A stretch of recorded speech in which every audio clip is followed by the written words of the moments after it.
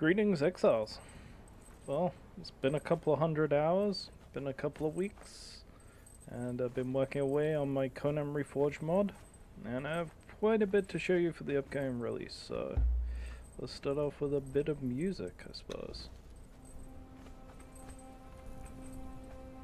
Now, one of the things that I started off doing was Trap Master. And some things look just a little bit too tempting, don't they? Like this boxer. So. Uh-oh. I seem to have fallen into a trap. I'm in God mode, so I can just climb straight over the crens at the moment.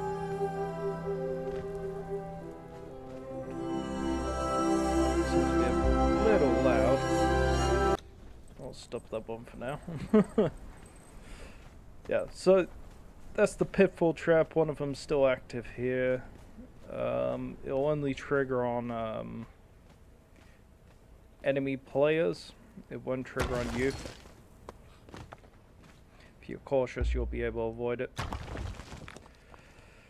Glass walls for viewing your enemy. Always good. Of course, it can always be worse.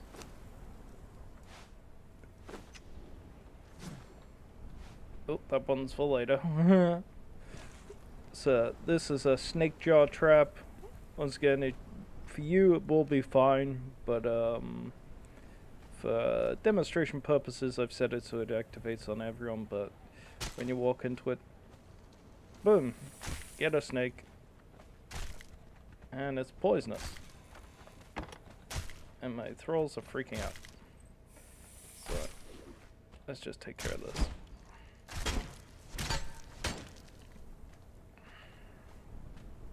Okay. Yeah, thralls have new dances and they do emotes. They'll cycle through. Once they move, they'll do new ones. Or when you go away and respawn and come back. Okay, so moving on. You'll see in the corner this says siege weapon. Now why would this say siege weapon? Because it's a siege weapon. It does extra damage to buildings. Much like the old, what was it? It was a home wrecker buff. It's called the Rage Hammer now. I forget what. Probably called Siege Hammer or something. I find the two-handed axe animation to be way better for Siege, and I called this axe door breaker because that's essentially its main function. You're going to spend a long time, unless you're in a group, hacking through T1 with this thing.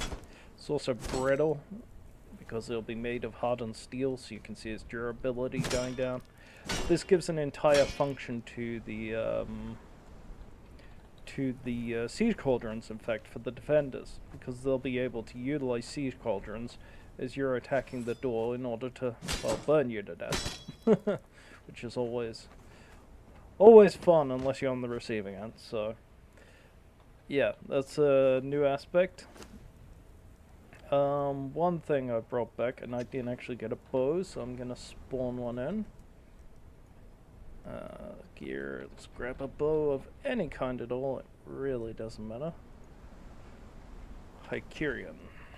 Like the old Subotai from the films. I believe he was Hyperion. Let's go with explosive and oil. Now, deep in the game files, the fire orbs, you mix fire and oil or tar, whatever the hell it's called. It did absolutely nothing. It'd make a large fire, which did the same damage as a regular fire. Now, the fires do more damage. Cannot demonstrate that because of the particles, but I've already burned through the door, which is great, yeah. But it does more damage, fundamentally. And there used to be a technique which I preferred to a lot of what raiding is today, where you'd just grease and you'd keep the fire lit continually. And it was all about timing. Oh, there's a very unhappy hyena. Just him off.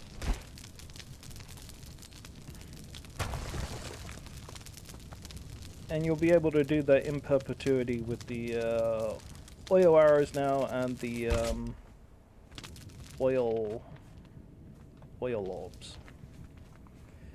Right. So the next thing to note is, I don't know if you've seen my prior video, but I have introductions of armor class in the corner. There can be a graphical bug when you first spawn, and you sometimes won't see your armor class displayed, but the effects are still applying, so I don't consider that to be a major issue, given it's just a graphical UI bug for now. And basically, one of the main changes is that all classes have dodge roll removed. This is in order to make combat far more tactical and less about rolling around like you're in an acrobatic circus. That was essentially my main goal in that I like far more brutal, realistic combat. It's not realistic to be rolling around with a two-handed sword. I will give the caveat that I've left in the backflip the two-handed daggers do, because I think that's more than reasonable and possible. You know, they should have something, given they're more of like, I guess, a ninja lighter class, supposed to be able to get in the absolute closest quarters and get out. You may also notice the short sword is doing a bleed now on each stab. That's also to implement a different style of play. I really loved the introduction of the short sword, but it just had no actual function. It hit quick, but just didn't do any kind of damage, and people would break through your shield before you even did anything with it. So at least this way you can like turtle up a bit, stab, get a bleed in, get another bleed in, and you can work in a team of people, utilizing like formation tactics in order to box someone in and wear them down, much like a Roman legionary would. Yeah, this tower shield is new, designed by me. I hope to release more content like that in the future, but for now, just feature updates. So, the armor classes, they generally work like this. The heavy gets a 5+ bonus to vitality. The light gets a, as you can see, it says light AC now in the corner, light armor class. That gets a big bonus to agility and grit, so 10 on each. That should keep you far more agile than someone in heavy armor, which seems only right. Another advantage to heavy armor, though, is that bleeds do not last long on you, because, let's face it, you can't cut that deeply when someone's in full plate, really. It's, unless you find, like, a spot in between the plates, usually under the armpit in historical terms, someone's in, like, full Silent Legion, you would not be able to penetrate that at all, really. So, bleeds are severely reduced in time on how long they'll last on heavy plate. Medium, it gets the middle ground. It gets, I believe it's 10 grit and 5 vitality. So, medium's all good rounder. So, that should work out for you. But they all do a shuffle. So you really have to manage your stamina, time your distancing, and all that, and perhaps even break away if you have to. But if you do and you're in lighter armor, you've got a much better chance of getting away from a conflict. Right, so we got the bear traps and the man traps. Basically, they apply hella big modified cripple buff. Oh, building not allowed here. Let's just aggro some of them. Get these Defaris. There we go, to follow me. Oh god, yeah, don't step in the trap. Alright. Come on, there we go. So, he'll be stuck in that for a bit. I think it's about 6 seconds, which can be pretty significant if you're an archer, or don't forget I just have gob mode on, so I'm just taking a beating.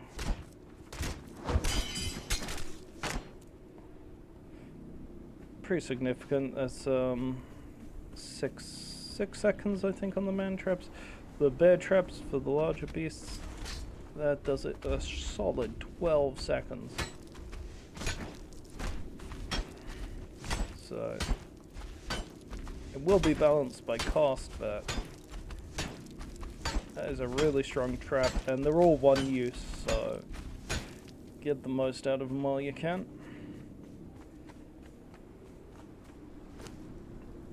Right, so that's the pitfall trap. We've already gone over that. This one's the launcher trap. This is fun. This is mostly working just from base stuff of the base game. I mean, this really was just in by default, and it was never implemented for whatever reason. But how fun is that? I mean, jumping over enemy walls, throwing enemies. You could get creative with your traps, you know, pitfalls. You could throw someone into a pitfall, or whatever. So, that's a fun one. Right, I'm just gonna spawn something else in, which is a moat, a burning moat. Now, this is really as an alternative to palisades. I hope I have a few more options like this coming up, but this is basically, you can place these around your castle, same way you get like bases built with lava, but instead you'll, well, build a burning moat. And let's turn God mode off for this, so I can actually burn myself to death. Give myself some food and water. Right, so I got burning. I may actually, I don't know actually, I was going to say I may actually decrease this, but it seems about right. I probably already nerfed it a bit from what it was before. Yeah. I burned to death. Now, I wanted to show you one more thing, more thing on top of the burning boat, which is why I turned God mode off. Is when I die and respawn at bed, boom, I see that in the corner, revival sickness, and I have a big load of corruption on my bar. Right, what is revival sickness? -10 to strength of the tributes. This is the weakness you get from dying. This is a PvP balancing mechanic to stop, well, the endless running back, like grabbing gear, being full strength and fighting. You can still fight, but you die, you're gonna be at a disadvantage. You're gonna lose more and more corruption. Well, gain more and more corruption, more and more you die, and the entertainers do not clear corruption anymore. You know, as you can see. The only way to clear corruption is with Cleansing Brews, which clears it fully now, and Heart of the Hero. So there's like there's kind of a cost aspect to it. It's just not that easy to clear. Another way to clear it is just spawn at the desert. If you accumulate too much corruption and you're like, oh my god, I can't get back to my body, I have no health left, you can always just spawn at the desert and run back. So that's always an option, but that's punishing you with time instead of just crafting items. But either way, there's a cost now to dying, so it just adds that little bit extra incentive not to die, and a bit more of a balanced PvP mechanic. You're not going to just be running and able to suicide bomb very easily. You'll accumulate more and more corruption, and they'll be able to essentially one-shot you with an arrow by the end. So that's just something to keep in mind in general. There has been some, as I said, balancing aspects to the fire and the oil and the explosive arrows. There's also cost balancing aspects. So, like the explosive arrows, for instance, now only take fire orbs, but that's a part of the change of dragon powder. Dragon powder now takes a dragon horn, so it's a far more specialized kind of weapon. It's less of a go-to for sieges, but sieges in themselves, I think they're much more interesting now. I mean, one thing you can do is you can build a trebuchet absolutely anywhere. It entirely ignores land claim. You can build them absolutely wherever you like. You know, smack dab, if an enemy has some foundations here like this, you can place it right down here. Oh, pardon me. It really does not matter. So I'm hoping. Ooh, that's fun. I'm hoping that does away with oh, and I'm burning. I'm hoping that does away with some land claim issues in general, because I think land claim is ugly, personally. I mean, it's one of those unfortunate necessities.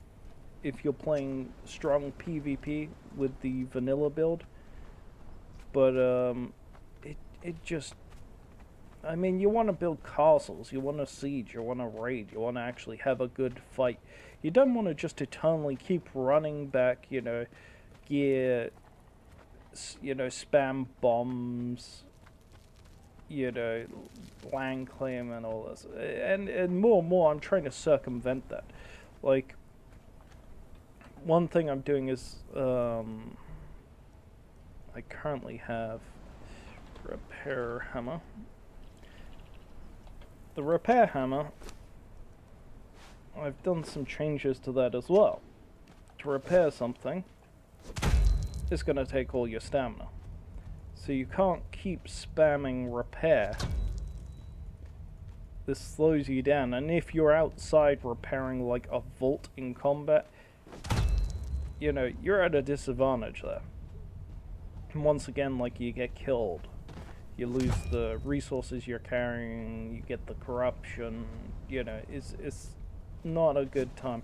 You don't start repairing in the middle of a fight, really. It's just not, it's not realistic, you know. Now, as for building, I haven't been able to prevent that yet.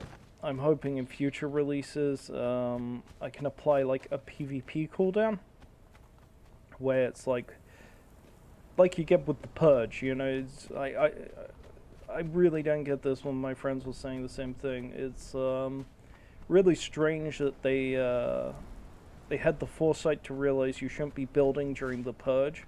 I'm guessing so it doesn't mess up the Purge's targeting system, but you're still allowed to build entirely during PvP, and it's just, like, it really sucks. It's like you can work hard to break into a very deep base, fight your way in, and I've done this before, you know, gone through layer and layer of Black Ice Foundation, you get inside, and then someone inside the base spawns, runs around you, and then just seals you in with like 40 foundation blocks.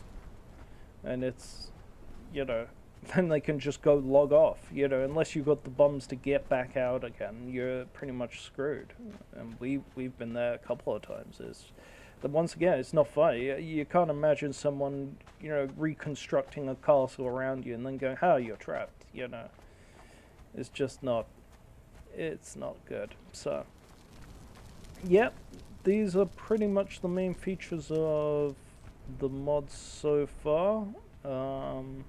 There's a few other things I've probably demonstrated in a couple other videos or whatever. There's a few like food changes. You get like a cannibalism buff from mystery meat soup, and you also get a chance of berserkering from like mead and shroom beer and things. Crimson Lotus also doesn't cause drunkenness, so there's actually a reason to brew now, which I think is nice, you know. It's kind of a shame there was no reason to brew before, because you could just grind up Crimson Lotus. Why would you do it otherwise, other than like roleplay reasons? So that's kind of my thinking, and yeah, I hope when this releases out, it's a little more polished. I got some icons to do, obviously, for the shield, and just a few other little bits like that. Probably some lore descriptors and recipe costs. Just have to go over the balancing. But I hope you enjoy this when it comes out, and yeah, I'll see you next time, Exiles.